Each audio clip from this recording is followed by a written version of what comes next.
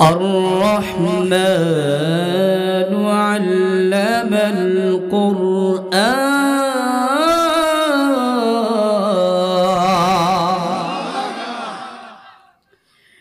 এলাল বনিহাটের কালীগঞ্জের ভাই গভীর মনোযোগ। দীর্ঘ রাত হয়ে গেছে রে, আমি বেশি লম্বা সময় কথা বলবো না, কয়েক মিনিট কথা বলে আমি এখান থেকে বিদায় নিয়ে চলে যাব। পর্দার ভিতরে বাপন গো, জীবনে বন্ধু বান্ধবীদের সাথে কত সময় তোমরা নষ্ট করেছো, বান্ধবীদের সাথে কত গল্প গুজব করেছো।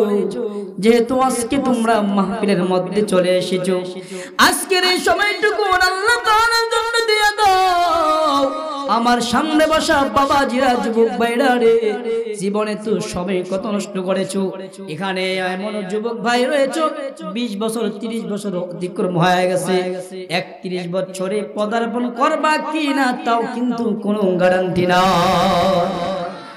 এ মুরব্বি বাবারা, যদি কষ্ট হয় যতক্ষণ পর্যন্ত বয়ান করব গো, জীবনের শেষ বয়ান তাফসীর কুরআন মাহফিল মনে করে আখেরি মোনাজাত পর্যন্ত বসে থাকবো। হতে পারে আজকের এই মাহফিলের উসিলা করে কুরআনুল কারীম তেলাওয়াত তরজমা তাফসীর শোনার উসিলা করে হাশরের ময়দানে আপনার আমার রব আল্লাহ আপনাকে আমাকে জান্নাতের মেহমান বানাইতে পারে। এই জন্য রে ভাই, কোন শিক্ষায় শিক্ষিত হইলে আল্লাহ তাআলা শ্রেষ্ঠ মানুষ রূপে স্বীকৃতি দিয়েছেন জানার দরকার আছে না নাই? কোন শিক্ষায় শিক্ষিত হইলে ও মানুষ রূপে আল্লাহ তাআলা স্বীকৃতি দিয়েছেন। শুধু ও মানুষ নয়, পশু পাখি, খারাপ হায়াওয়ান জানোয়ার, কুকুরের চাইতেও নিকৃষ্ট বলেছেন, এগুলো জানার দরকার আছে না না? এ ভাই গভীর মনোযোগ, কানে ভাবে কান্দিও না। আল্লাহ তাআলা সুন্দর করে জানায়া দেয়, আর-রহমানু আল্লামাল কুরআন খালাকাল ইনসান।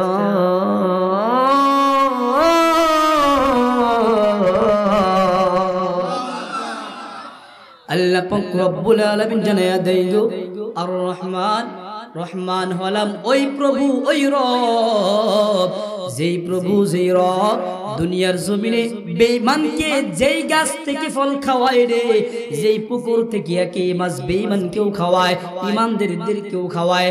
আল্লাহ বলেন, ওই রব আমি আল্লাহ তাআলা রহমান নামে ঘোষণা করলাম। কেন রহমান শুরুতে আনলাম? এ দুনিয়ার বাজারের ভাই রে, গভীর মনোযোগ দিয়া দাও। আল্লাহ তাআলা জানায় দেয়, আল্লামাল কুরআন।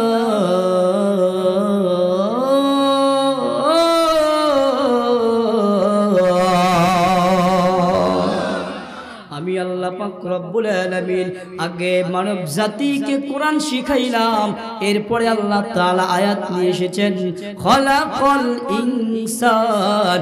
আগে কোরআন শিখাইলাম, কোরআনের জ্ঞান দিলাম রে, এরপরে আমি আল্লাহ তাআলা মানুষদেরকে বানাইলাম। অথচ আমরা তো মানুষ আগে থেকেই, কিন্তু না, মানুষ রূপে কিছু মানুষ সমাজের ভিতরে আছে না নাই? আমরা 2017 সাল দেখেছি সেই মায়ানমারের জমিনে। এই ভাই, এই যুবক ভাই, চিন্তা করেছেন ওই আসলে মেহমানকে সম্মান করে না? কথা বলেন ঠিক না বেঠিক? তবে আলোচনা কি চলবে না বন্ধ থাকবে? চলবে না বন্ধ থাকবে? চলবে। তো উঠাউটি কেন? মোনাজাত দিয়ে কিন্তু চলে যাবো ভাই। চিনছেন কি? উনি মেহমানকে সম্মান করে না, কিন্তু উনি মেহমান দেখলে পালায়। কথা কয় না? পালা রে পালা, জলদি পালা, মেহমান দেখলে তাড়াই পালা। এখন দেখবো কি পালায়। আমিন কোন জোরে জোরে কোন আমিন। আমরা 2017 সাল দেখেছি ভারত সেই মায়ানমারের জমিনে মুসলমানদেরকে বৌদ্ধ নামের সেই দুষ্ট লোকেরা মুসলমানদেরকে জবাই করে করে এমনকি মানুষের গোশত তারা খেয়েছে। কথা বলে ঠিক না ঠিক? ওরাও মানুষ, আমরাও মানুষ, পার্থক্য আছে না নাই? কোরআনের শিক্ষায় যারা শিক্ষিত তারা হলো শ্রেষ্ঠ মানুষ, তারা হলো আসল মানুষ, তারা হলো মানবতার মানুষ। কোরআনের শিক্ষায় শিক্ষিত না যারা, তারা মুসলমান পরিচয় হলেও তারা পশু পাখি হাইওয়ান জানোয়ারের চেয়ে নিকৃষ্ট কথা বলে, ঠিক না? আল্লাহ সেই কথা বলেছে, যাদেরকে কোরআন শিখিয়েছি, যাদেরকে কোরআনের জ্ঞান দিয়েছি, যাদেরকে কোরআনের সাথে সম্পর্ক রাখিয়েছি, যাদেরকে কোরআনের সাথে সম্পর্ক রাখার তৌফিক দিয়েছি, এরাই হলো মানবতার মানুষ। বাকি সব অমানুষ কথা বলে, ঠিক না? ঠিক। আমরা কারা কারা মানুষ হতে চাই, মানবতার মানুষ, দুহাত তুলে তাকবীর দিয়ে দেখায় দেই, নারে তাকবীর।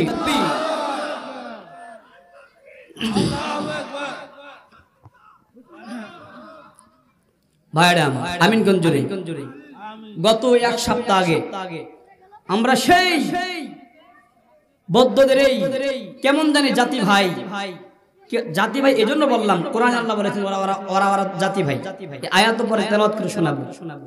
এই বলা মানে ভাগো তোমরা, সবাই ভাগো।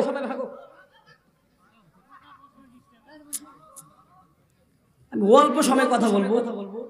আমি এমন একজন মানুষ 3 ঘন্টার আলোচনা আধা ঘন্টা করতে পারি, আধা ঘন্টার আলোচনা 5 মিনিটে করতে পারি, 5 মিনিটের কথা 1 মিনিটে শেষ করতে পারি। আমি সেই মানুষ। এরকম করে তো হবে না, এদেরকে পাঠায় দাও ভাই, একবার পাঠায় দাও।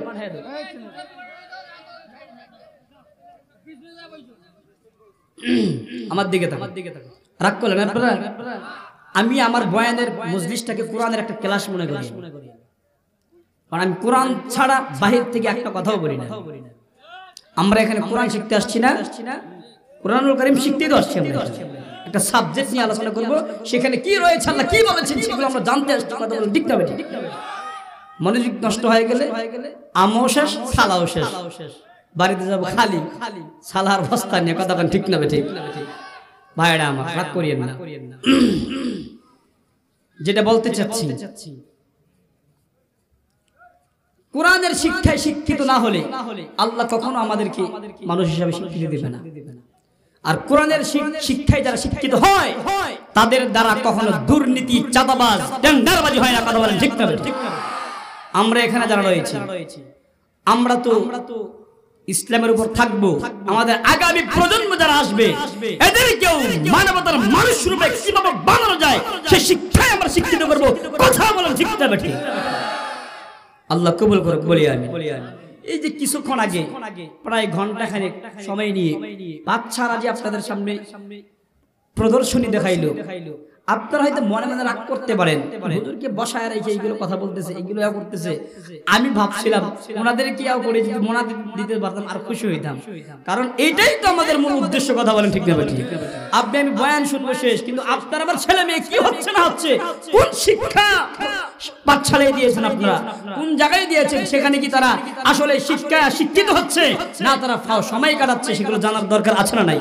আপনারা আমি আশাবাদী, আপনারা বুঝতে পারছেন এখানে একটা বাচ্চাও বিফলে যায় নাই, তাদের প্রত্যেকটা সময় কাজে লেগেছে। কথা বলেন, ঠিক না? ঠিক। আজকের শিক্ষাগণগুলো তো আপনার কেমন জানি বেহায়াপনা হয়ে গেছে। কথা বলেন, ঠিক না? ঠিক।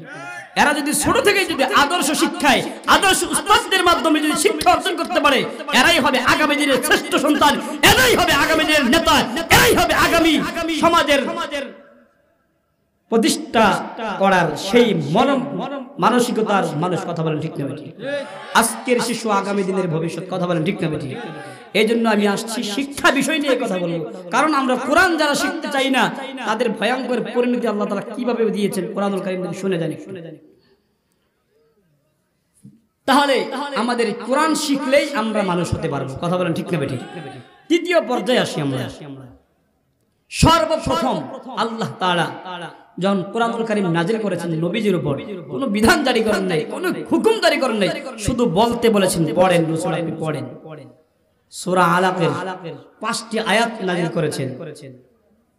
ইকরা বিসমি রাব্বিকাল্লাযী খালাক। শুরুতেই বলেছেন রাসূল আপনি পড়েন। জিবরাইলের মাধ্যমে অনেক ঘটনা, ওখানে ওইদিকে যাব না। বলতেছি কি পড়বো? আপনার রবের নামের পড়া পড়েন, সুবহানাল্লাহ পড়েন। আজ তো আমরা রবের নামের পড়া বাদ দিয়ে কত আগডুম বাগডুম ঘোড়ার ডিম পড়ি। কথা বলেন, ঠিক না? ঠিক। শুধু সময় নষ্ট হয়। আপনার আমার ছেলেগুলো আল্লাহর পরিচয় পায় না, রাসূলের পরিচয় পায় না, পরিশেষে ওয়া মুসলিমদের কৃষ্টি কালচার নিয়ে দুনিয়া থেকে বিদায় নিতে হয়। কথা বলেন ঠিক না বেঠিক? সমাজে শান্তি আসবে কোথা থেকে? বলেন তো দেখি, ইসলাম শান্তির ধর্ম না অশান্তির ধর্ম? ইসলাম শেখার জন্য, ইসলাম বোঝার জন্য, ইসলামের উপর চলার জন্য কুরআনুল কারীম নামক একটি বই আল্লাহ তাআলা দুনিয়াতে পাঠিয়েছেন, আসমান থেকে সরাসরি। এটাই যদি আমরা না শিখি, ইসলামের উপর কি চলবো? আগে তো শিক্ষা, এরপর না একটা রাস্তার উপর চলা। কথা বলা ঠিক না বেঠিক? আগে জানা, বুঝা, এরপরে আমল করা। আল্লাহ তাআলা বলতেছে, দেখেন, যারা কোরআনের শিক্ষায় শিক্ষিত হয় তাদের মর্যাদা কি পরিমাণ, আর যারা কোরআনের শিক্ষায় যারা শিক্ষিত না, এদের মর্যাদা আল্লাহর কাছে 1%ও না। কেমনে? আপনারা শুনেন। ইয়ারফাইল্লাহুল্লাযীনা আমানু মিনকুম,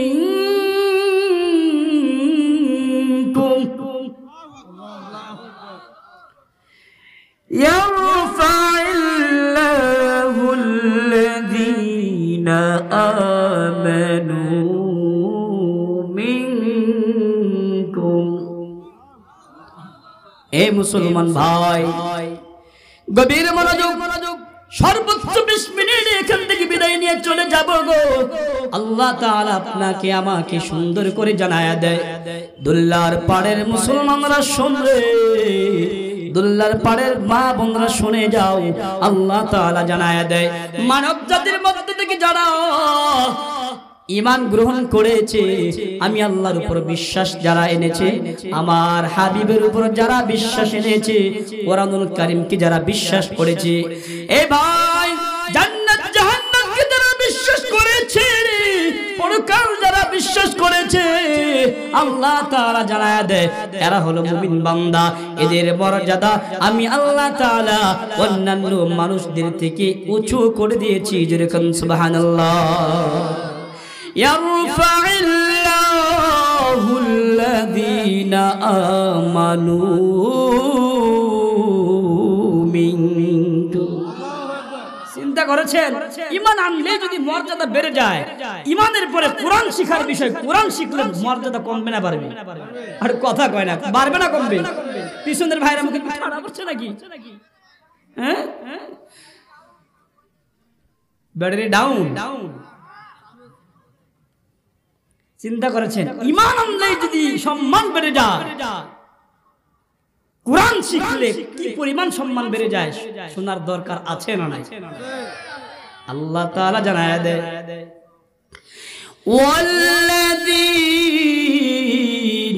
উতুল ইলমা দারাজাত।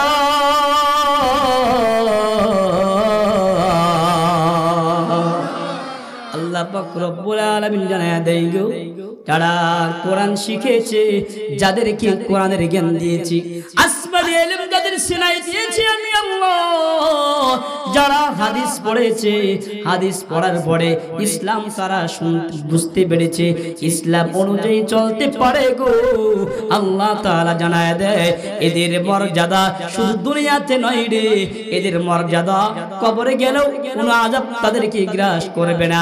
ফেরেশতারা তাদেরকে সেলুট জানাবে, কবরে তারা ঘুমায়া থাকবে।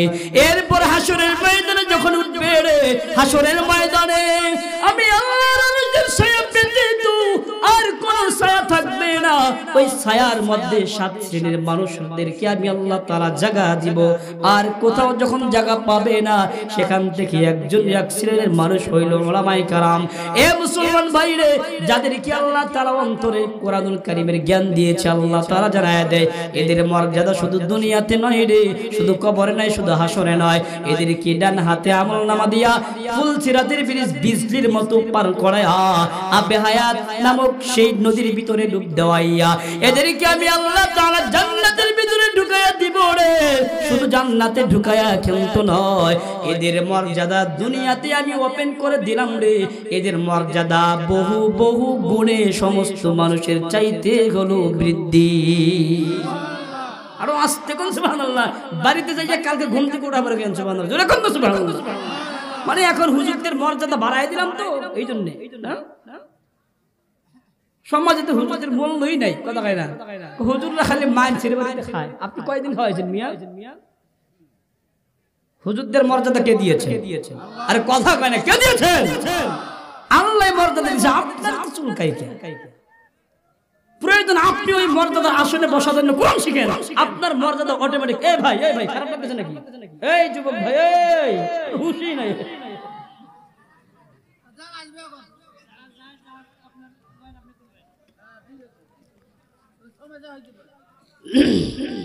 ভাই কারো যদি চুলকায় হুজুরদের মর্যাদা দেখে, আমি তাদেরকে সুপরামর্শ দিচ্ছি, হিতাকাঙ্ক্ষী হয়ে, বন্ধু হয়ে তুমিও কোরআন শিখো, আল্লাহ তোমার মর্যাদা বাড়িয়ে দিবে। কথা বলেন ঠিক না? ঠিক। মর্যাদা বাড়াইতে হবে দুনিয়াতে, মরার পরে না। কি মরার পরে না দুনিয়াতে? দুনিয়াতে। এই তো গেল। কোরআন যারা শিখে, কোরআন ওয়ালাদের সাথে যাদের সম্পর্ক, মর্যাদা অটোমেটিক দুনিয়াতে বাড়বে। আখিরাতে কি করবে? সরাসরি আল্লাহ তাআলা জান্নাত নামক দৌলত লেখা দিয়ে দিবে। সুবহানাল্লাহ।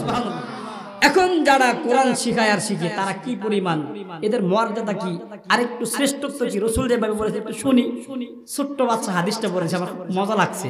কি বাচ্চা হাদিসটা যদি মর্মটা সে ভালো করে বুঝতো, আমার মনে হয় তার বাবাকে এই হাদিসটা সে শিখাইতো। ছোট মানুষ তো জানে না, কিন্তু আল্লাহ তাআলা সেই মুখে বুলবুলিটাকে দিয়ে দিয়েছে। কি জানেন? রাসূল বলেছে, খায়রুকুম মান তাআল্লামাল কুরআনা ওয়া আল্লামা। এ ভাই, আল্লাহর নবী সাহাবায়ে কেরামদেরকে সুন্দর করে সামনে নিয়া এভাবে বৈঠক করে জানায়া দেয়, ও আমার সাহাবায়ে কেরাম রে, তোমরা কি জানো নি দুনিয়ার জমিনে কারা শ্রেষ্ঠত্ববান, কারা মর্যাদাশীল? দুনিয়াতে মুসলিম চলে, মুসলমান চলে, বেনামাজি চলে, নামাজি মানুষও চলে। কে ভালো কে খারাপ তোমরা জানো নি? আল্লাহর নবীর সাহাবীরা জানায় দেয়, ও নবী গো, আমরা তো জানি না, আমাদেরকে একটু সুন্দর করে জানায় দেন। আল্লাহর নবী জানায় দেয় গো, খায়রুকুম মান তাআল্লামাল কুরআনা ওয়া আল্লামা। দুনিয়ার জমিনে আল্লাহর পক্ষ থেকে দেওয়া পাঠানো কোরআনুল কারীম যারা শিখে এবং যারা শিখায়, এদের মতো শ্রেষ্ঠ মানুষ, মর্যাদাশীল মানুষ, সফলতাকামী মানুষ দুনিয়ার জমিনে, আসমানের নিচে আর জমিনের উপরে অদ্বিতীয় অন্য কোন মানুষ কিন্তু না। চিন্তা করেছেন? কোরআন শরীফ শিখলেও বলে ভালো, শিখাইলেও বলে ভালো। আরে মিয়া, সেই মাদ্রাসা, আমি মাদ্রাসা দেখেছি, ঘর নাই, কোনো কিছুই নাই, কাছা আর কাছা, মনে হয় ভাড়া নিয়েছে। আমি যতটুকু জানি, এই মাদ্রাসাটা বড় হোক, এটা সবাই জানতো, এটা জানতো সবাই। কেন চাইবেন সেই বিষয়টাকে জানা দরকার। আচ্ছা বলেন তো দেখি, দুনিয়া কি একদিন থাকবে? ধ্বংস হবে না? আপনি আমি থাকবো না শেষ হয়ে যাবে? হ্যাঁ, মাদ্রাসা থাকলে আসমান থাকবে, মাদ্রাসা থাকলে জমিন থাকবে, মাদ্রাসা থাকলে দুনিয়ার নিজাম ঠিক থাকবে, আপনি আমি থাকতে পারবো। এটা প্রমাণ কোরআন থেকে। ভালো করে শুনেন, আল্লাহ তাআলা বলেন, কুল্লু মান আলাইহা ফানি ওয়া ইয়াবকা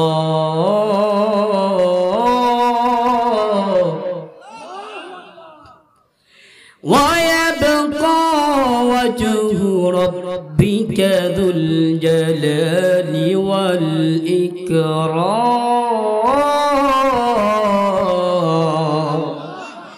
এ দুনিয়ার পরে মুসলমান ভাই গো, গভীর মনোযোগ দিয়া দাও। লম্বা ছড়ার কোনো কথা বলবো না, কয়েক মিনিট কথা বলে বিদায় নিয়ে চলে যাব রে। আমার আল্লাহ তাআলা তোমাদেরকে আমাদেরকে কোরআনুল কারীম নাজিল কইরা জানায়া দেই গো। আল্লাহ তাআলা জানায়া দেয়, দুনিয়ার পরে মুসলমানরা রে, সব ধ্বংস হয়ে যাবে রে, কিন্তু রে আমি আল্লাহ ধ্বংস হব না, আমি আল্লাহ তাআলা অবশিষ্ট থাকবো। তবে কথাটা সুন্দর করে শুনে নে, কারা থাকলে দুনিয়া ধ্বংস হবে না, কাদের কারণে দুনিয়া ধ্বংস হয়ে যাবে, এই কথাটা আমাদের জানার প্রয়োজন রয়েছে। সংক্ষেপে জানায়া দেয়, আল্লাহর নবী সুন্দর করে জানায়া দেয়, কিয়ামতের অনেক আলামত রয়েছে রে মুসলমান ভাই। কিয়ামতের আলামতের মধ্য থেকে আরেকটা আলামত হইল, এই কথাটাই হলো সর্বগুরুত্বপূর্ণ কথা। আল্লাহর নবী জানায়া দেয়, লা তাকুমুস সাআতু হাত্তা ক্বালা ফিল আরদিল্লাহুল্লাহ।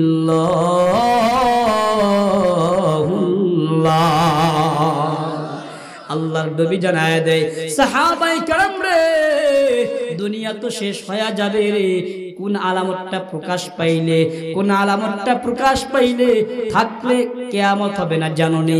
সাহাবায়ে কেরাম বললেন, না গো নবীজি জানায়া দেন। আল্লাহর নবী জানায়া দিলেন, দুনিয়ার জমিনে যতদিন পর্যন্ত আমি আল্লাহকে ডাকনেওয়ালা, আমি আল্লাহর নাম নিনেওয়ালারা, আমি আল্লাহকে স্মরণ করনেওয়ালারা, মুমিন মুসলমানরা যতদিন থাকবে রে, তাদের বরকতে আমি আল্লাহ তাআলা কিয়ামত কায়েম করব না। এত সুন্দর কথা শোনাইলাম, আস্তে সুবহানাল্লাহ, জোরে কোন সুবহানাল্লাহ। চিন্তা করেছেন? এখন আপনারাই বলবেন, মাদ্রাসা যারা পড়ায় এবং পড়ে এদের মতো আল্লাহর নাম অন্যরা কি বেশি নেয়? আর কথা মানে বেশি নেয় নাকি? তাহলে মাদ্রাসার দরকার আছে না নাই?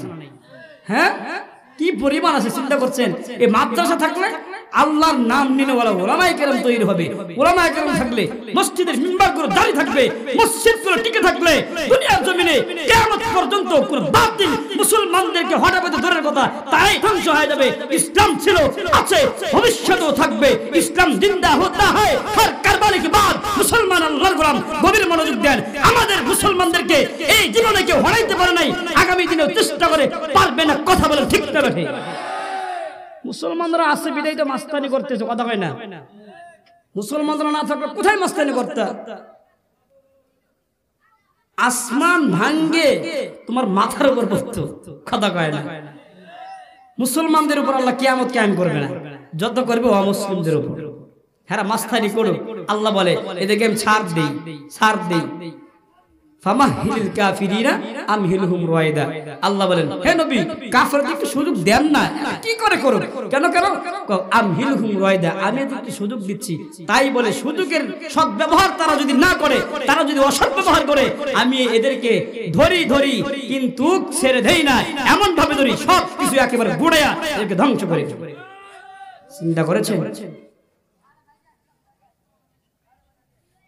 চিন্তা করেছেন? তাহলে কাফেরদেরকে আল্লাহ খপ করে ধরে, মুসলমানদেরকে ধরে না, এদের মর্যাদা বাড়ায় দেয়। সুবহানাল্লাহ। আর হাঁটলেও, আর দুনিয়াতে থাকলেও দুনিয়া এদের জন্য। আরে একজন মুমিন যখন মারা যায়, আসমান জমিন কান্না করে। কেন কান্না করে জানেন? আসমান থেকে ওই মুমিন বান্দার জন্য রিজিক আল্লাহ জমিনে পাঠায়, আর জমিন থেকে আসমানে এই মুমিন বান্দার আমলগুলো আসমান উঠায় আনে। সুবহানাল্লাহ পড়ে। তখন ওই আসমান জমির কান্না করে, বলে আরে আজকে এই বান্দারা চলে গেল, এই বান্দার ফজিলতটা আমি পাইলাম না। চিন্তা করেছেন আপনার আমার কত মর্যাদা? এখন বলেন সেই মাদ্রাসাগুলো থাকবে, ছিল, আছে, ভবিষ্যতে থাকবে, থাকার দরকার আছে না নাই? এখন মাদ্রাসায় একা একা চলবে না আমাদের সহযোগিতা করতে হবে? আর কথা বলে না, আমাদের সহযোগিতা লাগবে কি লাগবে না? হ্যাঁ, এখানে কার কার বাবা নাই? হাত তোলেন তো দেখি। কার কার বাবা নাই? আমারও কিন্তু বাবা নাই, আমি শুরুতে হাত তুলছি। কার কার মা নাই? তার হাত তুলেন তো দেখি। আরে বাবার হাত জায়গায় দিলেন। কার কার মা নাই দেখি? কার বাবাও নাই, মাও নাই? দু হাত তুলেন, টান টান করে দু হাত তুলেন। আরে অনেক ইতিম মানুষ রে, হাত নামান। আর বাকিদের যাদের বাবা আছে তারা একটু হাত তুলেন তো দেখি, যাদের বাবা মা আছে। আপনাদের বদ বৃক্ষ এখানে বেঁচে রয়েছে, চিন্তা করেছেন? সেই হাত নামান। দুনিয়াতে বাবা মা থাকা যে কত বড় বট বৃক্ষ, কত বড় ছায়া, কত বড় নিয়ামত, যার বাবা নাই সেই বুঝে। দেখেন আমার ছোট্ট সংসার আমার চালাইতে হয়, এই ছোট্ট বয়সে আমার বাবা যদি থাকতো আমার টেনশন করা লাগতো না। আজকে আমি বাইরে যাই, যেখানেই যাই না কেন ফোন আর ফোন আসে, এটা নাই ওটা নাই, মানে সব ঝামেলা, সংসারের ঝামেলা চালাইতে হয়, কত ঝামেলা। কিন্তু আমার বাবা মারা গেছে, আপনাদের বাবা মারা গেছে, তাদের জন্য আমাদের কিছু করণীয় আছে না নেই? বলেন না কেন? এত কষ্ট করে দুনিয়াতে আসলাম। মুসলমান ভাইরা আমার, ও আমার মা বোনেরা, গভীর মনোযোগ দিয়ে দাও। আল্লাহ পাক রব্বুল আলামিন আপনাকে আমাকে দুনিয়াতে পাঠাইছে বাবার মাধ্যমে, মায়ের মাধ্যমে। আমরা কিন্তু একাকী আসতে পারি নাই। ওই মায়ের কথা স্মরণ করে, ওই বাবার কথা স্মরণ করে, যেই বাবা তুমি আমি মায়ের গর্ভে থাকাকালীন তোমার বাবা তোমার মা আমার মা বাবা আমার জন্য আপনার জন্য কত পরিকল্পনা করেছেন। আমার সন্তানরা দুনিয়াতে আসবে তার জন্য এটা করব ওটা করব, ওকে এইভাবে শিখাইবো, তাকে আমরা এভাবে শিক্ষা দিব। কথা বলেন ঠিক না বেঠি? কত নানা রকম ভাবে পরিকল্পনা করাইছে, কত নানা রকম ভাবে আপনার আমার ভবিষ্যৎ গড়ার জন্য তারা চেষ্টা করেছে। কিন্তু রে ভাই, দুনিয়াতে আসার পরে কিছুদিন পরে আমার মা আমার বাবা দুনিয়ার জমিন থেকে বিদায় লইয়া চলে গেছে রে ভাই। এমন একটা দিন চলে আসবে রে, আপনিও থাকবেন না, আমিও থাকবো না। কথা বলেন ঠিক না বেঠি? এ ভাই, আপনি আমি দুনিয়ার জমিনে রয়েছি, আপনি আমি আমল করতে পারি গো, আপনি আমি চাইলেই নেক আমল করতে পারি, আপনি আমি চাইলেই ভালো আমল করতে পারি, আপনি আমি চাইলেই আল্লাহর ইবাদত করতে পারি, আপনি আমি চাইলেই আল্লাহকে খুশি করার মতো সুযোগ আছে না নাই? এ ভাই, যেই বাবা ছিল যে মা ছিল গো, তারা কিন্তু গাছকে নাই, তারা কবরের জগতে অসহায় অবস্থায় ছেলের জন্য মেয়ের দিকে তাকাইয়া ছেলের দিকে তাকাইয়া তারা রয়েছে। হাই রে, যে ছেলেটার জন্য কত কষ্ট করলাম, ওই ছেলেটা না জানি আমি বাবার জন্য আমি মায়ের জন্য কিছু পাঠায় নাকি।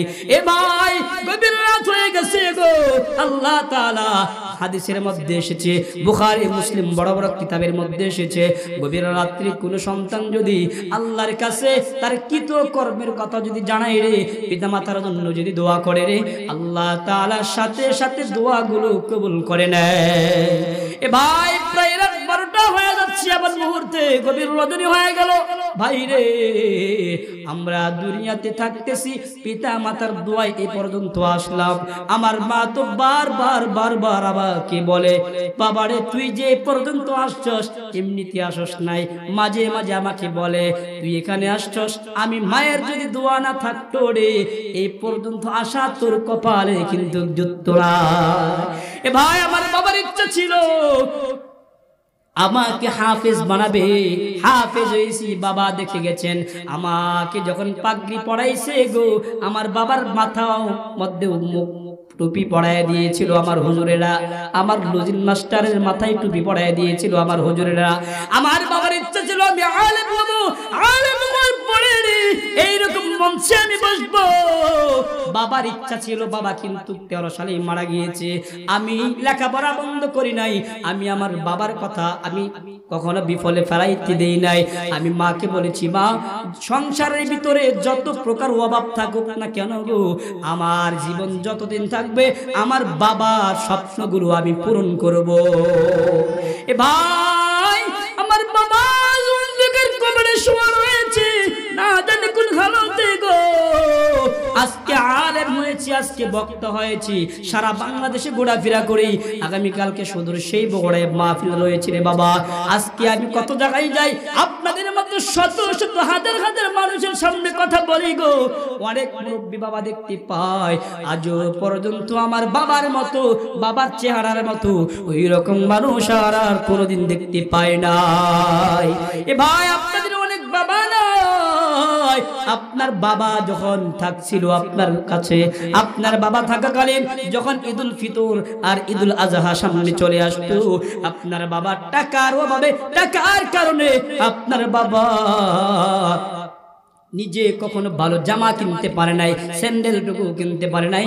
আপনাকে খুশি করার জন্য নিজের টাকাগুলোকে আপনার জন্য স্যান্ডেল কিনে দিয়েছিল, নতুন নতুন স্যান্ডেল।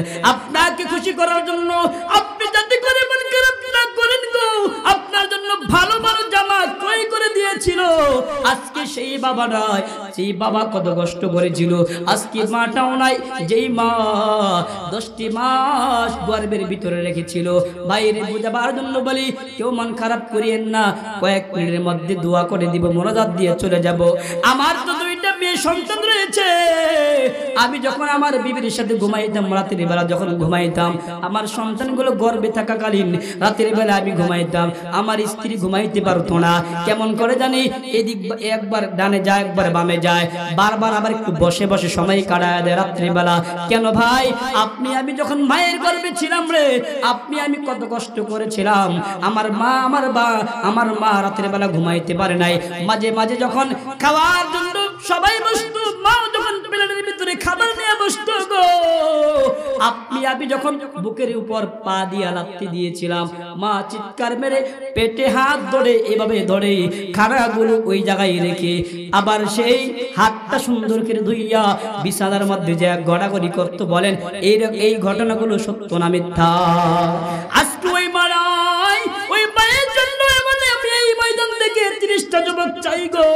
মায়ের নামে 1000 টাকা, বাবার নামে 1000 টাকা, ওই মায়ের নামে 1000 টাকা, বাবার নামে 1000 টাকা, মাদ্রাসার জন্য কষ্ট করে মাদ্রাসাটা পরিচালনা করতেছে, নিজের অর্থায়নে চালাই দিছে রে ভাই। এত সুন্দর করে এই ছেলেরা ছোট ছোট বাচ্চারা কোরআনুল কারীম শিখতেছে, চোখ জোড়ানো আমাদের কি হৃদয় শীতল করে দিয়েছে। এ ভাই সুন্দর করে হাদিস পড়েছে, সুন্দর করে হাতের লেখা, পাশেই তো ছিল এক মুরব্বী বাবা আমার, ওনার জবান দিয়া বলেই ফেলেছে 8, 9, 10 এর স্কুলের ওই ছেলে মেয়েগুলো এই বাচ্চাদের মতো এত সুন্দর করে তারা লিখতে পারবে না।